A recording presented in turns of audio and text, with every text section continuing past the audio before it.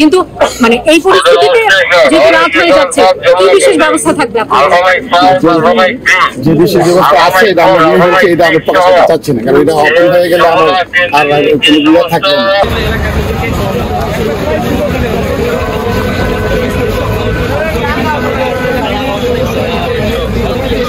বরাবরই সর্ত অবস্থায় থাকি আমরা। সচিবালয় আইন শৃঙ্খলা বিষয়ে কোনো আমরা কখনো করি না, কিন্তু আমরা সীমা ভেঙে গেলে বা দর্জির ভাব ভেঙে গেলে তারপরে আমরা হয়তো সেলফ ডিফেন্স যেটা বলি অ্যাপ্লাই করতেছি আমরা। আমরা সেটা আজকে সর্বোচ্চ আপনারা দিয়েছেন দেখেছি, কিন্তু মানে এই পরিস্থিতিতে যেহেতু রাত হয়ে যাচ্ছে, কি বিশেষ ব্যবস্থা থাকবে আপনাদের? যে বিশেষ ব্যবস্থা আছে এটা আমরা নিয়ে হয়েছে, এটা আমরা প্রকাশ করতে চাচ্ছি না, কারণ এটা অপরাধ হয়ে গেলে আর কোনো বিবাদ থাকবে না। সেনাবাহিনী আর আপনাদের দেখুন সর্বোচ্চ ধৈর্যের পরিচয় দিয়েছেন, কোন অবস্থায় আপনারা অ্যাকশনে গেছেন? সবসময় সর্বোচ্চ প্রদর্শন করি, জাতীয় স্বার্থে এটা তো কেপিআই, ওই স্বার্থে যখন আমরা আমাদেরও সিকিউরিটি ব্যাপার থাকে, আমাদেরও রাইট অফ প্রাইভেট তখনই আমরা শেষ মুহূর্তে আমরা কখনো অ্যাটাক করি না, আমরা ডিল দিচ্ছিল সচিবালয় কি ঘিরে তো কোনো থ্রেট নাই না। আপাতত আমি দেখছি না, বাট আমাদের নিরাপত্তা ব্যবস্থা দ্রুত আছে, যে কোনো থ্রেট আমরা মোকাবেলা করার মতন যথেষ্ট।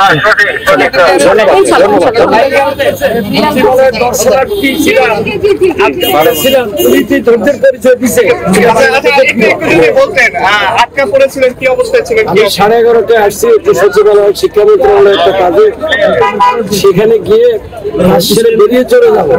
এরপরে এসে দেখি যে গেট বন্ধ, স্লোগান আগে থেকে শুনতেছিলাম। এইখানে প্রায় 1-1.5 ঘন্টা দাঁড়িয়েছিলাম, ভিতরে আর্মি এবং পুলিশ দাঁড়িয়েছিল, তারা কোনো রকমের কোনো কথা বলছে না। লোকরা বলতেছে আপনারা অ্যাকশন নেন না, ওরা বলছে যে না আমাদের অর্ডার নেই, আমরা অ্যাকশন কেন নিতে যাবো, আর ওরা স্লোগান দিচ্ছে দিক। এরপরে যখন হ্যাঁ আমরা তো দৌড়ে পালাই গিয়ে ওই ছোট্ট একটা মসজিদ আছে আপনার স্বরাষ্ট্র মন্ত্রণালয়ের পাশে, ওই মসজিদের ভিতরে পালাই দিচ্ছে। কারণ সচিবালয়ের যে সমস্ত ওই বিল্ডিং গুলোর গেট ওগুলো বন্ধ করে দিয়েছিল কিছুক্ষণের জন্য। কোথায় যাবে মানুষ যারা দর্শনার্থী, ভিতরে হোটেলে আমরা ভাত খেয়া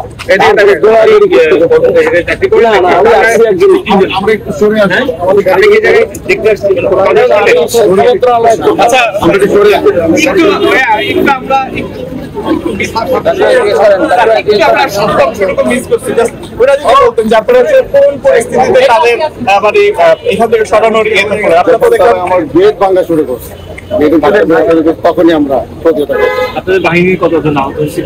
আমাদের আহত হয়েছে মোটামুটি সংখ্যাটা মতো কত হয়েছে দেখা হচ্ছে, আমার চোখের সামনে ইন্সপেক্টর আহত হয়েছে এবং আমাদের অন্যান্য যারা আছে সদস্য আহত হয়ে কিছু হয়েছে। আপনারা তো যথেষ্ট সহনশীলতা দেখিয়েছেন।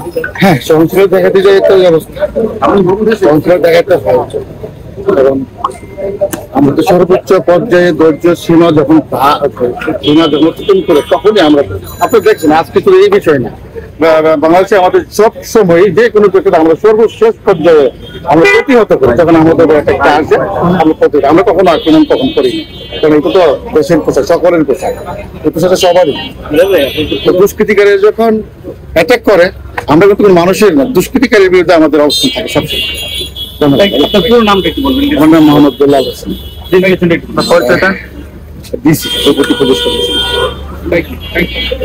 ডাক্তার আসি, এরকম আমরা প্রবাদ বাক্য করেছি। শিক্ষা সচিবকে পদত্যাগ করলো এখন, আন্দোলনের আগে করতো বা ছাত্ররা যখন আন্দোলনে আসলো তখন তাদের সাথে বসতো। আমাদের দেশে একটা কালচার তৈরি হয়ে গেছে, যতক্ষণ পর্যন্ত ধাওয়া পাল্টা দেওয়া না হয়, হামলা মামলা না হয়, ভাঙচুর না হয়, রক্ত না জোরে, তখন একটা সমস্যাকে তারা সমাজের সমস্যা মনে করে। একটা সাধারণ মানুষ একটা প্রতিবাদ জানালো বা একটা সমস্যা নিয়ে কিছু লোক এক হয়ে এটা এটাকে সহজে তারা নিতে চায়, যতক্ষণ এটা সহিংস রূপ ধারণ না করে। যখন সহিংসতা রূপ ধারণ করে তখনই অমুককে প্রত্যাহার করা হয়েছে, অমুককে ফাঁটাই করা হয়েছে, আগে করে না। যদি আগে করতো তাহলে তো এই ঘটনা ঘটে না। শিক্ষা সচিবকে যদি আগেই বরখাস্ত করতো, কালকে যদি ডিক্লারেশন দেওয়া হতো যে আজকে মর্মান্তিক শোক দিবস হিসাবে পরীক্ষা স্থগিত করা হলো, বিকালে এটা ঘোষণা দেওয়া হতো, তাহলে তো আজকে অনাকাঙ্ক্ষিত ঘটনাটা ঘটে না। আমি মনে করি এটা সম্পূর্ণ শিক্ষা সচিব দায়ী। শিক্ষা সচিবকে শুধু বরখাস্ত করলে হবে না, অনেক আইনের আওতায় আনতে হবে। সের জন্য শিক্ষা উপদেষ্টার কথাকে ইগনোর করলেন, এই সাহস উনি কোথায় পেলেন? শিক্ষা উপদেষ্টা বড় না শিক্ষা সচিব? আমরা এই সচিবালয়ে আমলা কামলাতে আমলা জটিলতাটা নিরসন চাই। আমরা জটিলতায় নিরসন চাই, আমরা জটিলতা অত্যধিক হয়ে গেছে। সচিবটাই মনে করে সেই যে democracy, government of the people, by the people, for the people, সেটা এখন দুর্নীত। এখন সচিবরা বলে government of the sachib, by the sachib, for the sachib. এটা হবে না। এটার আধুনিক বাংলাদেশ, সে আওয়ামী জাহিলিয়াতের যুগ শেষ। এখন ওই যে ইউনো বলবে government of the UNO, by the UNO, for the UNO, police of the government, by the police, government of the police, by the police, for the police, চলবে না। রাষ্ট্রের চাকরি করতে হলে রাষ্ট্রের আইন মানতে হবে, আর যারা রাষ্ট্রের আইন না মানবে তারা রাষ্ট্রকে অস্থিতিশীল করতে চায়। সেই সমস্ত কর্মকর্তাদের আইনের আওতায় আনা হোক এবং রাষ্ট্রকে বিশৃঙ্খল একটা পরিবেশ থেকে নিস্তার দেওয়া হোক, এটাই আমরা চাই। আরেকটা কথা, উপদেষ্টা পরিষদ থেকে পুনর্গঠন করা একান্তই প্রয়োজন।